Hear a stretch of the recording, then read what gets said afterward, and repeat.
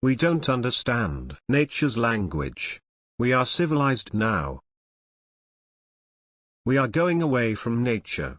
So a thing that a crow understands about whether it will rain late or early this year, and accordingly it builds the nest. It decides the branch on which it'll build the nest. How much will it rain and when will it rain is known to ants in the ground, and then they start accumulating their sugar stock. What language is this? This is known as the language of silence, the parallel speech that nature speaks. But to know nature's language, one has to connect to it. When will we be connected? When the nature's characteristics, the basic quality that we need to understand it, then we will know this language which we knew once upon a time. When we were living in the jungle, we also knew and understood when it will rain, how it will rain, after some hours will there be an earthquake or not. All this was known to us. But the thing is demand and supply. Once necessity perishes, then our body automatically shuts that part of the brain. All men who are entering their 60s fall sick, but women usually don't.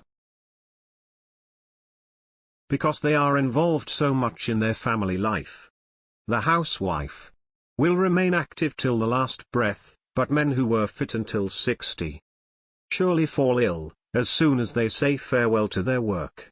On the very next day, it starts. Why is that? Because their brain utility is less, and the unused thing will be shut down. This is nature's quality. Similarly, the moment we invented different gadgets, we went away from nature.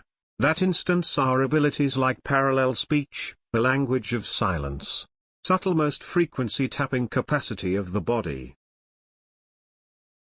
were shut down. Then to really turn it on, you need to go to nature. Go into nature and feel it. All these experiments are done in an office. Suppose there are 50 people who enter through a lobby. If one person among the 50 people present there is specifically asked to cut a plant quite ruthlessly, and to chop it into pieces by gnashing their teeth and lips and with all their might,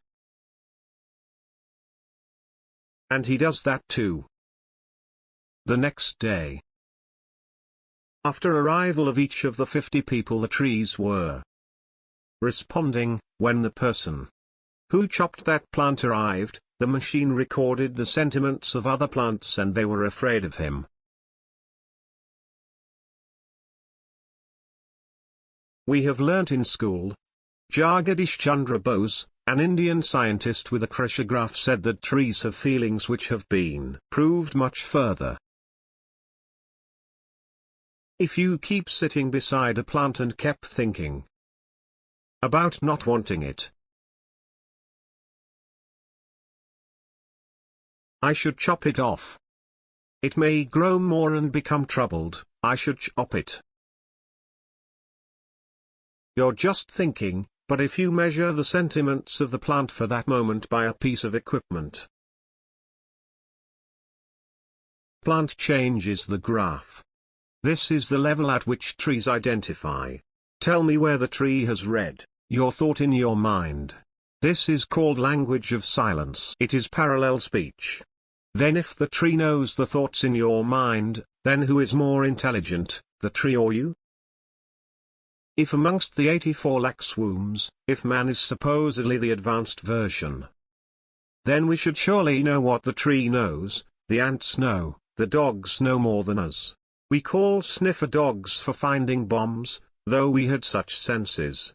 We used to have such similar senses, but are lost because of disuse in time.